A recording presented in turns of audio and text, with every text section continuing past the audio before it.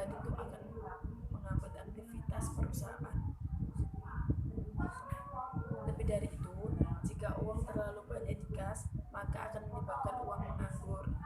Oleh karena itu, penggunaan uang kas yang terencana dengan baik menjadi penting di samping pencairan sumber-sumber kas. Faktor yang mempengaruhi besarnya kas. Berubahnya kas yang terjadi dalam suatu periode, maka berubah pula jumlah kas dari waktu ke waktu.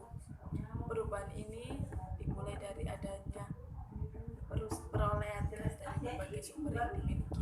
Kemudian perubahan juga terjadi dalam penggunaan uang kas untuk berbagai kegiatan perusahaan. Perubahan ini terkadang menyebabkan terjadinya kekurangan uang kas, sehingga perusahaan harus segera mencari tambahan untuk menutupi kekurangan tersebut. Begitu pula bila terjadi kelebihan uang kas, sehingga pihak manajemen harus segera menggunakannya secara optimal agar tidak ada kas yang menganggur.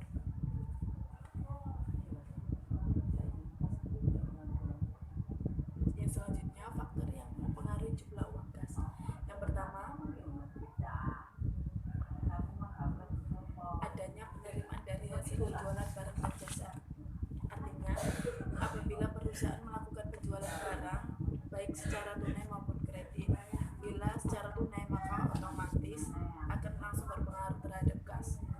Sedangkan apabila secara kredit atau angsuran, maka perubahan ini akan terjadi untuk beberapa saat ke depan. Perubahan tentu akan menyebabkan uang kas bertambah. Faktor yang kedua, adanya pembelian barang dan jasa. Artinya, perusahaan membeli sejumlah barang, baik bahan baku, bahan tambahan, atau barang keperluan lainnya, yang tentunya akan menyebabkan berkurangnya jumlah uang kas. Faktor yang ketiga, adanya pembayaran biaya-biaya operasional. Dalam hal ini, perusahaan mengeluarkan sejumlah biaya yang sudah menjadi kewajiban perusahaan untuk membiayai aktivitas perusahaan, seperti membiayai gaji, upah, telepon, listrik, pajak, biaya pemeliharaan, yang tentunya akan mengakibatkan berkurangnya uang kas.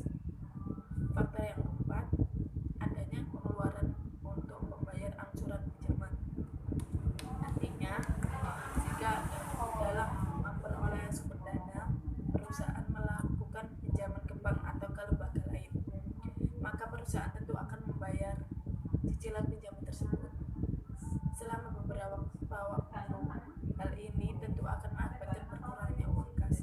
Faktor yang kelima, adanya pengeluaran untuk berinvestasi. Artinya, hal ini dilakukan bila perusahaan hendak melakukan penambahan kapasitas produksi seperti pembelian mesin baru atau pembangunan gedung atau pabrik baru. Hal ini dapat juga terjadi bila perusahaan hendak melakukan ekspansi ke bidang usaha lainnya. Faktor yang keenam, adanya penerimaan dari pendapatan, baik yang berkaitan langsung dengan kegiatan perusahaan maupun pendapatan yang tidak langsung. Faktor yang ketujuh adalah adanya penerimaan dari pinjaman. Dalam hal ini, perusahaan memperoleh sejumlah uang dari lembaga pinjam seperti bank atau keuangan lainnya. Pinjaman ini akan menambah jumlah uang kas yang dalam periode tertentu. Faktor-faktor yang tidak mempengaruhi perubahan jumlah uang. Faktor yang pertama, adanya penghapusan dan pengurangan nilai buku dari aktiva. Yang kedua, penghentian penggunaan aktiva yang sudah habis sumber ekonominya atau jusut dan tidak dapat dipakai lagi. Yang ketiga, adanya pembebanan terhadap aktiva tetap seperti depresiasi, amortisasi, dan deflasi, karena biaya ini tidak memerlukan pengeluaran kas. Faktor yang keempat, adanya pengakuan kerugian piutang dan penghapusan piutang karena sudah tidak ada ditagih lagi. Faktor kelima, adanya pembayaran dividen dalam bentuk saham atau stok dividen. Faktor keenam, adanya penilaian kembali, revaluasi terhadap aktiva yang dimiliki. Terhadap semua yang tidak mempengaruhi kas, maka perlu dibuat jumlah penyesuaiannya. Selanjutnya, sumber penerimaan kas. Sumber penerimaan kas dapat dipenuhi berbagai sumber yang ada. Dengan demikian, untuk memilih salah satu atau lebih dari sumber yang ada, manajemen harus menetapkan kriteria tertentu, terutama yang berkaitan dengan untung ruginya menggunakan sumber penerimaan kas yang dipilih. Oleh karena itu, pihak manajemen, terutama seorang manajer keuangan, bertugas untuk mencari sumber kas agar kebutuhan kas segera terpenuhi. Beberapa sumber kas yang dapat dipenuhi di luar dari pinjaman yang disediakan kreditor. Yang pertama, penjualan barang secara tunai, artinya perusahaan menjual produknya baik berupa barang maupun jasa dengan pembayaran secara tunai sehingga menghasilkan uang kas. Yang kedua, pembayaran piutang oleh pelanggan. Perusahaan harus berupaya untuk mengintensifkan pembayaran piutang dari pelanggan, terutama piutang yang sudah jatuh tempo. Jangan sampai pelanggan menunggak sehingga menghambat penerimaan kas. Yang ketiga, hasil penjualan aktiva tetap. Kondisi seperti ini jarang terjadi kecuali perusahaan sedang benar-benar mengalami kesulitan. Kalaupun terjadi, biasanya aktiva tetap yang dijual diprioritaskan aktiva tetap yang kurang atau sudah tidak produktif lagi. Faktor yang keempat, sumber yang kas yang keempat, penjualan saham dalam bentuk kas, artinya perusahaan mengeluarkan saham yang belum dijual kemudian dilepas ke pemegang saham dengan syarat pembayarannya dilakukan secara tunai. Yang kelima, pengeluaran surat jangka pendek, artinya perusahaan yang menerbitkan surat jangka pendek seperti wesel yang jangka waktunya tidak lebih dari 1 tahun. Yang keenam, pengeluaran surat utang jangka panjang. Perusahaan menerbitkan surat utang yang memiliki jangka waktu lebih dari 1 tahun seperti obligasi. Yang ketujuh, penerimaan dari sewa. Sumber ini diperoleh perusahaan dari hasil sewa terhadap aktiva yang dimiliki kepada pihak lain dalam waktu tertentu.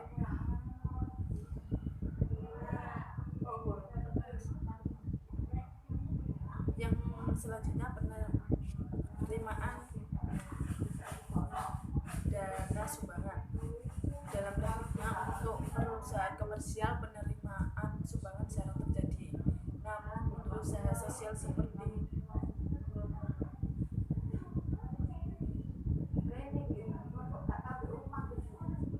sering terjadi.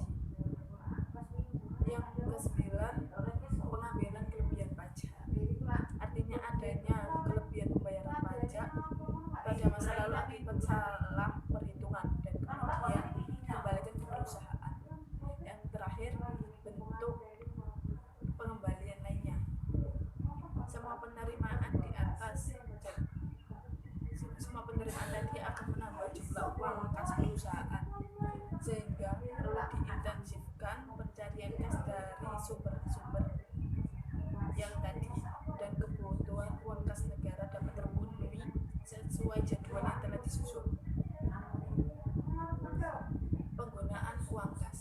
Di samping sumber penerimaan kas, pihak manajemen juga harus menginventarisasi penggunaan kas untuk keperluan yang akan datang. Keseimbangan penerimaan dan penggunaan harus benar-benar dikelola secara baik sesuai dengan rencana yang telah disusun. Sebaiknya penggunaan kas juga harus menggunakan skala prioritas dengan rencana yang telah disusun, sekalipun harus segera terpenuhi semuanya. Hal-hal yang menyebabkan kekurangannya uang kas perusahaan. Yang pertama, pembagian barang secara tunai. Perusahaan membeli sejumlah barang baik barang dagangan untuk perusahaan dagang maupun bahan baku atau bahan mentah untuk industri, di mana pembayarannya dilakukan secara tunai atau cash. Kedua, pembayaran biaya seperti gaji dan upah. Pengeluaran untuk kegiatan rutin operasional perusahaan terhadap karyawannya, baik secara bulanan maupun secara mingguan. Yang ketiga, pembayaran sewa. Membayar sewa dilakukan apabila perusahaan melakukan penyewaan baik terhadap tanah, gedung, kendaraan, mesin-mesin, atau peralatan lainnya. Yang keempat, pembayaran asuransi. Perusahaan mengeluarkan sejumlah dana untuk perlindungan usahanya dalam bentuk premi asuransi. Yang kelima, pembayaran pajak, yaitu banyak yang harus dibayar merupakan kewajiban perusahaan baik pajak pokok maupun pajak lainnya yang berkaitan dengan usaha perusahaan. Yang keenam, pembayaran iklan atau promosi. Biaya ini dikeluarkan perusahaan dalam memproduksikan produk perusahaan agar masyarakat tertarik untuk membelinya. Yang ketujuh, pembayaran per sekon. Artinya perusahaan membayar jumlah uang muka baik terhadap pembelian barang atau pengerjaan suatu kegiatan tersebut, kegiatan perusahaan. Yang kedelapan, pembayaran asuransi pinjaman termasuk pokok dan bunga.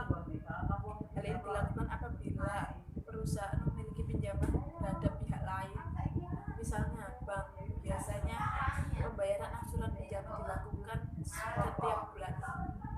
Yang kesembilan, pembelian surat berharga jangka pendek atau wesel.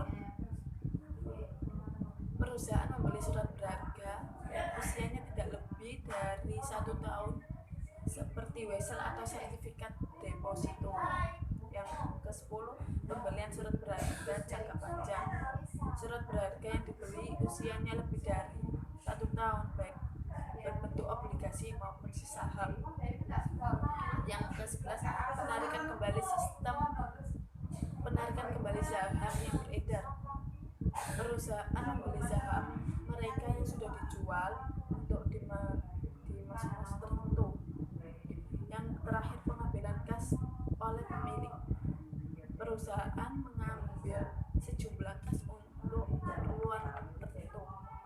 Selanjutnya, laporan sumber dan penggunaan kas. Agar manajemen lebih memahami kondisi kas perusahaan yang terjadi dalam kurun waktu tertentu, maka harus dibuatkan laporan sumber dan penggunaan kas. Hal ini dilakukan agar aktivitas perusahaan yang berhubungan dengan kas dapat diketahui, misalnya dari mana saja uang kas diperoleh dan digunakan untuk kegiatan apa saja uang kas tersebut. Biasanya laporan kas ini dibuat untuk satu periode tertentu.